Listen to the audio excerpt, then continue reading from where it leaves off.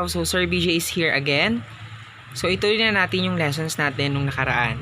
So, lesson number 3 of Math Grade 9 is all about the nature of roots of a quadratic equations. So, malalaman natin yung nature of roots ng ating quadratic equations using the discriminant. So, kitang-kita. So, hindi na bago sa atin tong formula na to kasi nakikita to sa ating quadratic formula. So, to know the nature of roots of a quadratic equation, siyempre meron tayong mga properties or mga batayan. Okay, number 1. So, kapag ang naging sagot nyo sa b squared minus 4ac na nanggaling sa equation nyo ay equal sa 0. So, equal sa 0, ang nature of roots niya ay real, rational, and then equal. So, lahat ng greater than or equal to 0, ang magiging sagot dyan ay real, rational. Pero kapag hindi, yun na tayo mag-base sa number 2. So, kapag ang naging sagot nyo naman ay greater than 0, so, sa number line, yung ating positive integers, 1, and then so on and so forth, so may dalawang category. Yung isa, kapag ang naging sagot ay perfect square, at yung pangalawa naman ay not perfect square. So, ang pinagkaiba ng dalawa, kapag naging sagot nyo ay perfect square, isa siyang real, rational, and then unequal. Pero kapag not perfect square, real, irrational, and then unequal. So, ang pinagkaiba lang ay yung rational at saka irrational. Okay, yung last basis natin, kapag yung naging sagot nyo using the discriminant na b squared minus 4ac is less than 0. So, ano yung mga numbers na less than 0? Siya yung mga negative integers. So, automatically, ang nature of roots niya is not real. Okay, our first example, so we need to determine the nature of roots of this quadratic equation using the discriminant. So, ano ulit yung formula ng discriminant natin? Yung nakapaloob sa square root sign, which is b squared minus 4ac. So, unang gagawin natin, dapat yung ating equation dapat naka-standard form pa rin. Laging tatandaan, dapat naka-standard form. So, x squared plus 6x plus 9 is equal to 0 is an standard form. And then now, kailangan natin mahanap yung value ng a, b, at saka c. Using this equation, so, alamin natin. So, a, the numerical coefficient of the quadratic term, which is 1. B is 6, and then C is positive 9, which is the constant term. With the use of the discriminant, para malaman natin yung nature of roots, so substitute lang natin yung given values.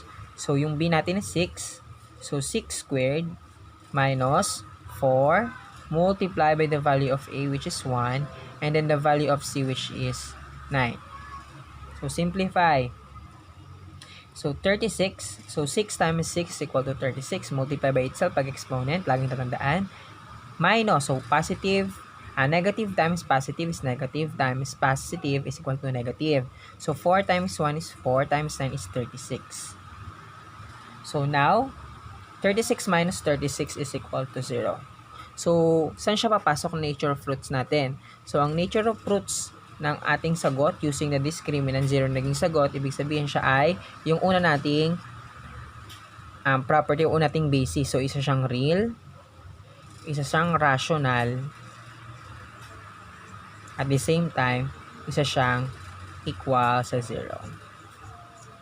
So, yun yung ating nature of roots. Dahil 0 ang lumabas, so property number 1 is siyang real, rational, and then equal. Okay, next example, 3x squared minus 5x equal to negative 4. So, kitang-kita, hindi siya naka-standard form. So, gawin mo natin siyang standard form. So, SF stands for standard form. So, kapag in-standard form natin siya, 3x squared, so the highest exponent, followed by the next exponent, and then our constant term. So, tatandaan, pag lumipat ng ang isang term, at tumawid sa kabilang equal, mag-iima siya ng sign. So, negative into positive 4 is equal to 0. And then, what is the values of A, B, C?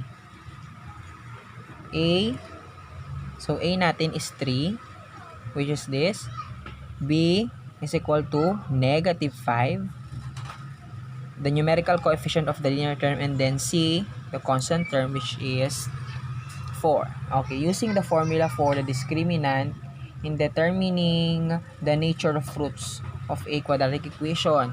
So, b squared minus 4ac.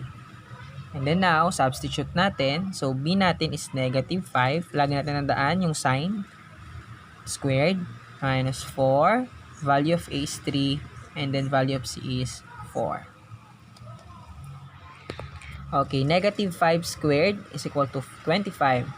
Negative multiplied by negative. So, negative 5 times negative 5 is equal to positive 25. So, minus kasi negative times positive is equal to negative pa rin.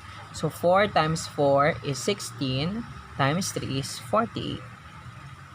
So, now, 25 minus 48 now is negative 23. Okay, lumabas sa ating discriminant. So, negative 23. So, ang nature of fruits niya, the nature of fruits. So, dahil negative, so yun yung pang third rule or third property natin na ang nature of fruits niya is not real or imaginary. So, lahat na magiging sagot na negative, isa siyang not real or imaginary. Okay, our third example is, again, we need to determine the nature of fruits of this quadratic equation. 10x squared minus 4x is equal to 8. So, unang titignan, dapat naka-standard form. So, hindi siya naka-standard form. So, gawa na siya ng standard form. Okay, 10x squared minus 4x and then si positive 8, tumawid ng equal sign. So, magiging negative 8 is equal to 0. So, kung na-standard form na siya.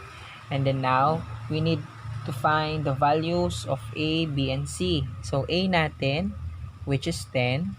B is negative 4. And then C is negative 8. Okay. Using the formula of the discriminant. So, discriminant natin, B squared minus 4AC. And now, substitute natin yung given values. Yung B natin is negative 4 squared minus 4 multiplied by A, which is 10. And then multiply by C, which is negative 8. Okay. Negative 4 times negative 4. So, multiply by itself twice. So, negative times negative is equal to positive. So, 16.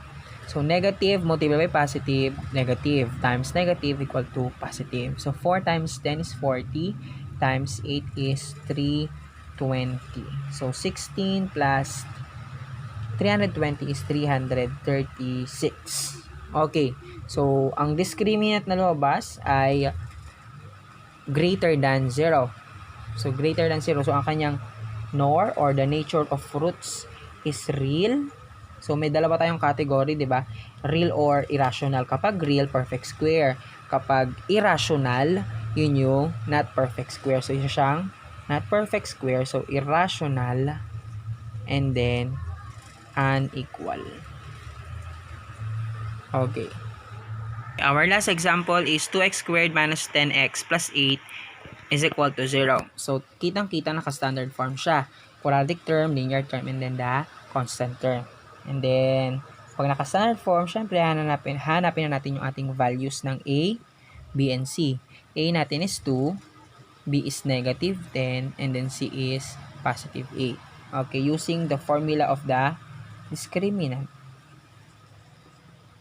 So, b squared minus 4ac. So, b natin is negative 10 squared minus 4 multiplied by a, which is 2. And then c is 8. Okay. Multiply by itself. Negative 10 times negative 10 into positive 100. Minus. So, 4 times 2 is 8. Ba't naging minus yan? Negative times positive is negative times positive, negative pa rin siya. So, 8 times 8 is 64. So, 100 minus 64 is 36. So, yan yung lumabas sa ating discriminant. So, ang ating nor or the nature of fruits is real pa din dahil greater than 0 siya. So, ang pinagkaiba lang is ito, perfect square. So, siya ay tinatawag na rational and then unequal or not equal.